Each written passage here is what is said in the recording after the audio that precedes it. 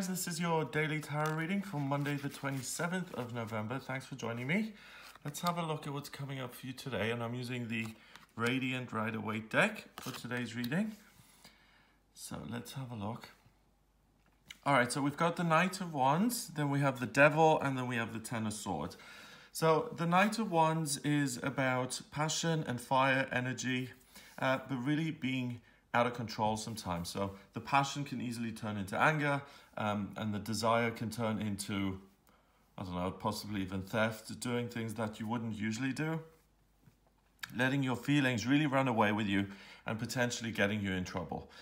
The Knight is a court card, and they always struggle with the energy that they embody. So he can be a great kind of catalyst for change. He can be super motivating, but then it's a very fragile, kind of volatile energy. If something goes wrong, then it can easily veer off into something else. So, you know, if you're having a conversation and it's banter and it's back and forth, someone says one thing that, you know, touches a nerve too little, you know, just tiny bit, and then something can go off and knock the whole thing off into an argument. So it's kind of volatile. If you're out shopping and everything's going well, then it could be that after a while you just get so into it that you forget how much you're actually spending. Next card is the Devil. And the Devil is about physical things and being chained to them. And really, often, I mean, this card is usually about being overly focused on details and letting that get you stuck. But because we've got the Knight here, who is not worried about details, who's kind of running around doing whatever it is he wants, the Devil card in this position is kind of worse, because if you do take action like that, you can end up in a situation where you really get yourself in a muddle. So, for instance, the shopping thing, if things go out of control, then you are stuck with credit card debt for the next couple of weeks or months that you then have to pay off. You know, it doesn't just magically disappear. So in terms of the Devil, it's important that you look out for potential traps that can get you stuck in a certain way. Also, a real argument with another person could then chain you to that person forevermore. In my experience, you know, people who you do argue with, or people who you've got issues with, where there are nasty things said and, you know, words are exchanged and things like that. Whenever you think of that person, it's like shadow love. I mean, it's like so intense. Every time you think about that person, you resent them. You just think of new ways which you can win the argument, and you run the argument over in your head. It's not a pleasant experience, and it really kind of can take up a lot of your energy and your time if you get involved in that kind of, oh, you know, how am I going to get him back, or how am I going to do this? It's not a fun place to be. So that's the kind of thing that can snowball out of control. You know, initially some innocent conversation, then someone picks up a resentment, someone gets angry, and it turns into a major feud. So that is something to avoid. So basically, temper your emotions, heightened emotions, and acting out of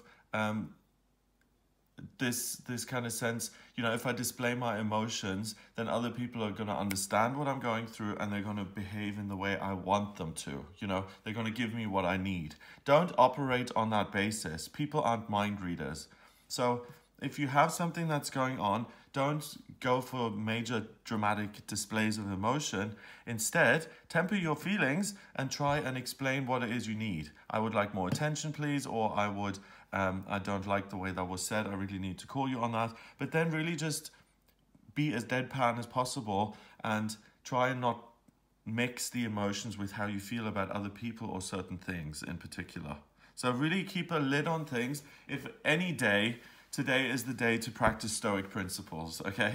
To really see things from a bigger perspective and to say, you know, I don't know whether this is good or bad.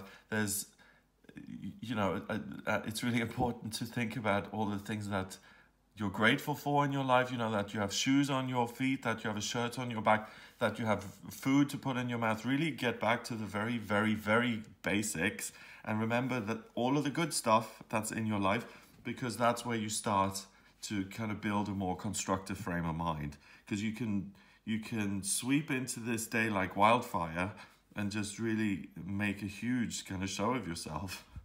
So really, a gratitude list is very positive. It's going to help keep you in check, and also thinking about something, or even doing something that you find unpleasant, that might take the steam out of your sales, you know? So if, you know, your least favorite bit in the house to clean, find that place to clean because it's beneath you and it makes you feel horrible and it's bursting your bubble. Do that because you need to have your bubble burst a little bit. You need to come back to earth.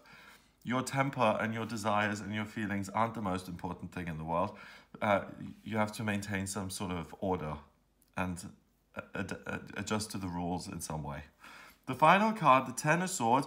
The reason that I'm counseling caution and I'm saying to try and keep a lid on things is because this is how it can end up. You know, once the emotional storm is over and you've screamed at someone, or you've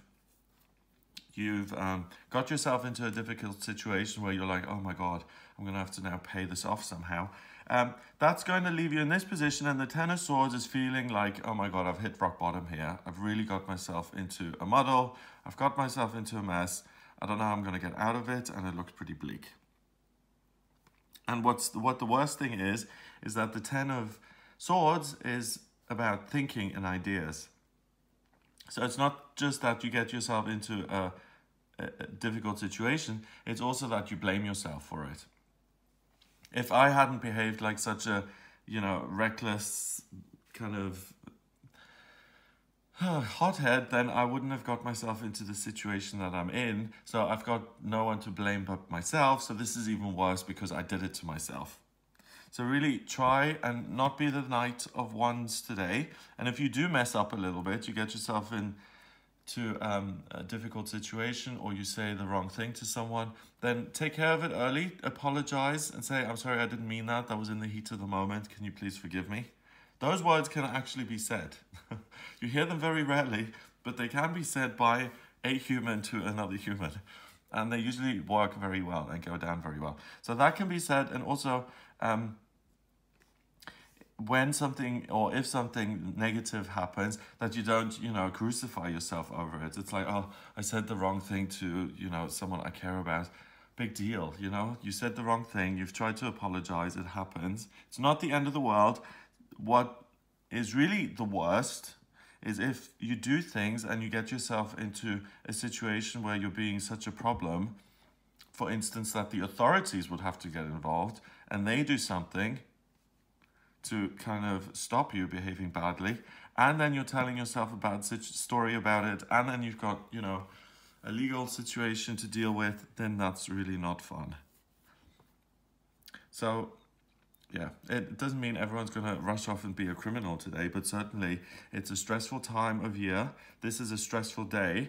The odds are kind of stacked against you in the sense that if you don't keep a lid on your feelings, you either might flip out by having, you know, by getting really angry, or just overexcited and overly into things. And it's really time to put on the brakes and to be a responsible adult. What would an adult do on this day? Is a good question to ask yourself. Or what would an adult do in this situation? You know, instead of losing it completely and just being unpleasant, what would a grown-up, sensible person do who wants to just make the most of the situation and maybe even add something positive to it? Imagine that, and do something for other people. That would be even crazier. So those are the ways to win today. Being of service, getting out of yourself, keeping a lid on your feelings, thinking about what other people may be going through, and that way you're going to have a great day where you can avoid all of this negative stuff. But if you just, you know, if you get sucked into it, if you get into the whirlwind, you'll get dragged down by it, and it can be really negative, so avoid it. 10 and 15 is 25, and 1 is 26, 2 and 6 is 8, and 8 is power. So we've got this very strong fiery energy floating around today that can rub people all different sorts of ways. So be on the lookout for that. Avoid situations where things can get difficult, where things can blow up, or there can be tempers involved. Those are the things to really steer clear of on this day. So I hope you have a productive Monday. I hope you have a good start to the week. This kind of fire can be used to create something as well, because it seems very destructive, you know, on a personal level and things like that. If you're a creative type and if you need to really just lose yourself in this wild kind of creative fiery process, then use this energy and channel it into something like that. You'll create a masterpiece. So for the artists and the singers and the piano players and the performers and the dancers, this is your day, you know, to really shine and to use that fiery energy and to become the fire.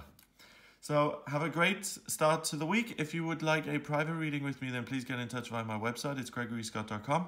Click on the readings tab to audio reading. Please remember to subscribe to this YouTube channel, and I'll speak to you tomorrow.